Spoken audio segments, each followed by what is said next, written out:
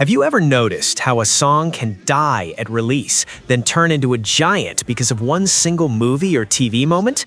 Sometimes it's not the chorus, it's not marketing, it's not radio, it's a scene, a perfectly timed cut, a soundtrack choice that fuses image and sound, and suddenly the song gets a second life. Today, I'm counting down 10 flop singles from the 70s that became hits only after a movie or TV moment. And when I say flop, I don't mean every one of these was invisible worldwide. I mean that at the time, they didn't become the unavoidable anthem we now assume they always were. Some barely made noise outside a niche, some were only okay in a key market, and some only clicked when the right image arrived and rewrote their story. If you're into true music oddities, charts, behind-the-scenes twists, quiet reissues, and comeback moments, hit like and subscribe, because we don't just talk about songs here, we talk about what happened to them. Let's start at number 10 and work up, because the early ones are already weird, and the top spot is the kind you think you know until one detail flips everything. Number 10. Across 110th Street by Bobby Womack and Peace, 1973.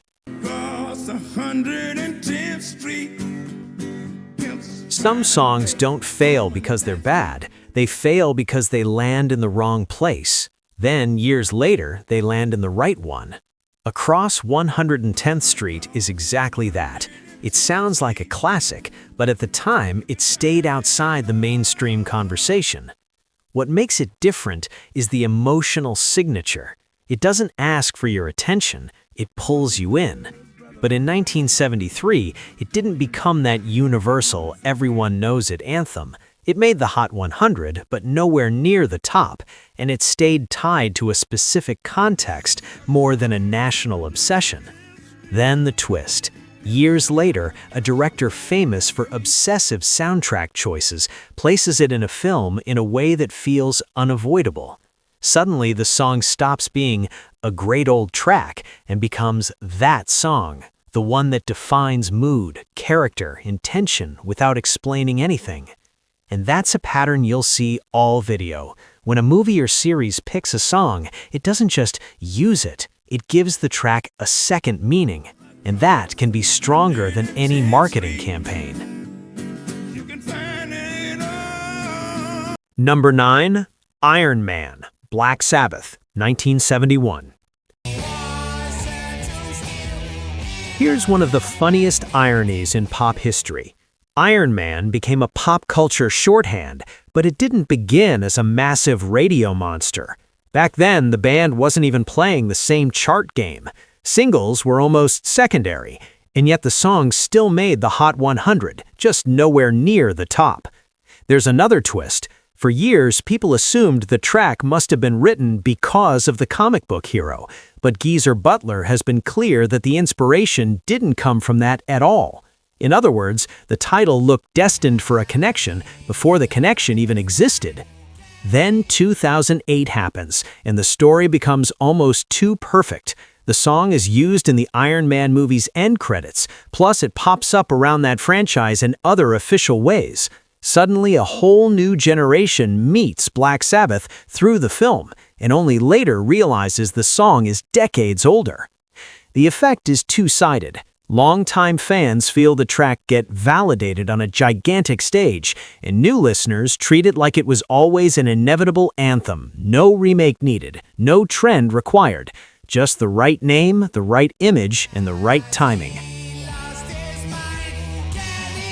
Number 8. Mr. Blue Sky by Electric Light Orchestra, 1978. Some songs feel like they were engineered for end credits. Mr. Blue Sky is one of them. And the weird part is that on release, it wasn't a chart earthquake in the US. It did well, sure, but not in that took over the planet way. Its second life comes from one simple fact. It's cinematic by nature. When a director needs instant optimism, rebirth, and momentum, this track works like an emotional shortcut. The more it shows up in films and TV, the more it becomes a cultural button. 2 seconds in and you already understand the vibe. But there's an extra wrinkle. Over time, the song got so iconic that it even pulled old band tensions back into the light, including a legal dispute where a member alleged he contributed to an uncredited section. That's what happens when a track becomes bigger than its original moment. People start rewinding history and asking who really made what. The end result is that Mr. Blue Sky became far larger than its early chart run suggested. It stopped being a strong single and turned into a symbol. And in entertainment, symbols outlive any peak position. Number 7. Baby Blue by Badfinger, 1972. This is the kind of revival nobody can manufacture. When it happens, it feels impossible to replicate. Baby Blue always existed, it had fans, it mattered, but it wasn't the song that dominated pop culture conversation for decades. Then a TV series does something risky and brilliant at the same time. It picks an older song, not just to play in the background, but to stamp an ending. And once that happens, you never hear the track the same way again. It becomes a memory trigger, an emotional signature. What followed is the tell.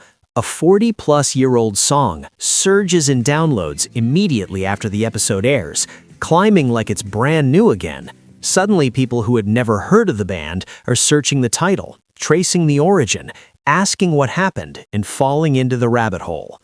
And there's a heavier layer here, without turning it into spectacle, because it's real life.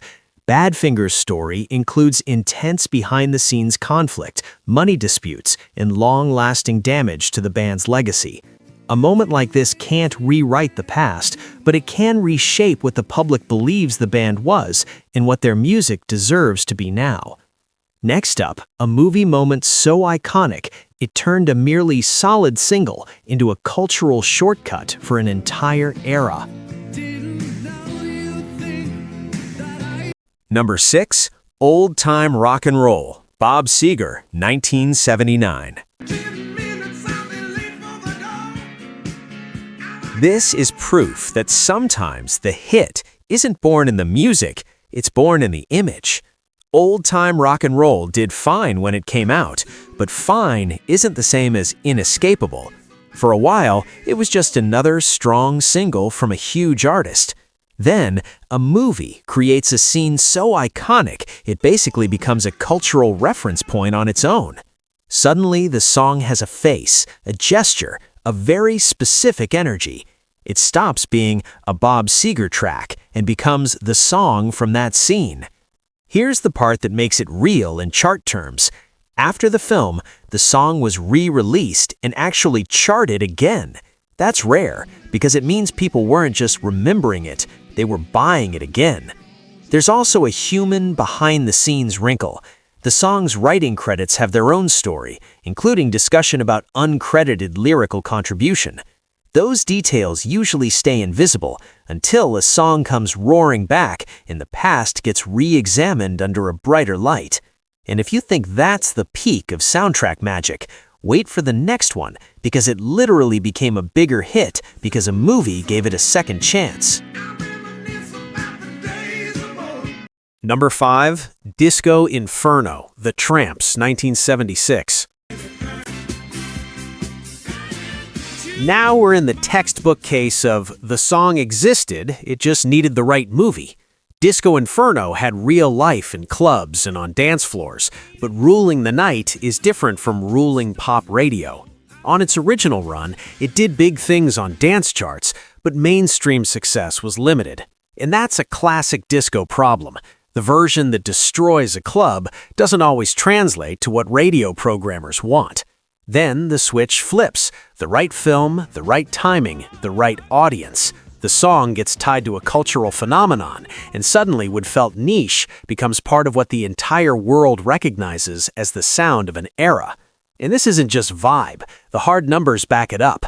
After the movie exposure, the track was re-released and climbed far higher on the Hot 100 than it did the first time around. That's the kind of comeback that turns a club weapon into pop history. Next, a song that didn't need polishing, it needed a film to put its heartbeat in front of a generation at exactly the right second. Number 4. Lust for Life by Iggy Pop, 1977. Some songs don't become hits because they're bad. They miss because they're too intense for the moment they're born into. Lust for Life is raw voltage, and in 1977, that kind of energy didn't always match what the charts were built to reward. Even the origin story of the sound is wild. The famous beat is tied to a radio broadcast signal that Iggy and Bowie picked up while waiting for a TV show, not a romantic came-from-nowhere myth, more like detail, fixation, and a weird little spark that became a signature. But the true cultural rebirth didn't come from radio. It came from a film that used the track as a calling card. You know, when an opening scene instantly tells you you're entering a fast, dirty, no-brakes world. This song does that in seconds, and then the dominoes fall. Soundtrack becomes identity, identity becomes search, search becomes rediscovery. There's even behind-the-scenes reporting that after the film's impact, interest in Iggy Pop spiked. More soundtrack requests, more demand for the back catalog, more people treating him like a living symbol instead of an old name. Next, a track that was small on release, then years later turned into one of the most beloved, unavoidable songs on Earth, thanks to one perfectly chosen movie moment. Number 3. Don't Stop Me Now by Queen, 1979. This is the perfect case of the world wasn't ready to love it the way it loves it now. Don't Stop Me Now did well in the UK, but in the US, it was a minor single, almost shy. That sounds ridiculous today because now the track feels impossible to escape. What's fascinating is that even inside the band, there was early discomfort about the song. That happens more than people realize. Sometimes a track is brilliant, but it carries a mood that not everyone wants to stand behind at the time. Then, years later, the flip. A film uses the song in a scene that blends momentum, controlled chaos, and dark comedy. Suddenly, Don't Stop Me Now becomes shorthand for fun adrenaline. The public personality of the track changes. After that, it enters a cycle that's hard to stop. More films, more TV, more rediscovery, more playlists. What was once a decent single turns into one of the band's most beloved sing-alongs. And if that's wild, the next one proves a song can become iconic because one scene permanently changes how the chorus feels, even if the track was already a hit before the movie touched it. Number 2. Stuck in the Middle with You, Stealers Wheel, 1973. Here's a weird phenomenon. A song can be a hit and still need a scene to become a legend. Stuck in the Middle with You was top 10, but for years it lived in that category of good 70s single, nothing more. Then, in 1992, a debut director makes a soundtrack choice that changes the track's DNA. Suddenly, a breezy, slightly ironic pop song becomes tied to one of the most infamous, uncomfortable scenes in modern cinema. The contrast is what sticks. Light sound, heavy moment. After that, the song gains a second layer. You can still hear it as fun pop, but you also hear it with that shadow of, I know where this goes. That's how a track becomes a cultural reference point, long before social media made that easy. And it's almost poetic, because the song itself started as a satire of the music industry circus, clowns and jokers, and then it got absorbed into an even bigger circus, cinema. Now for number 1, the ultimate case, a song that was already huge but became even bigger after a movie moment rewrote its American history.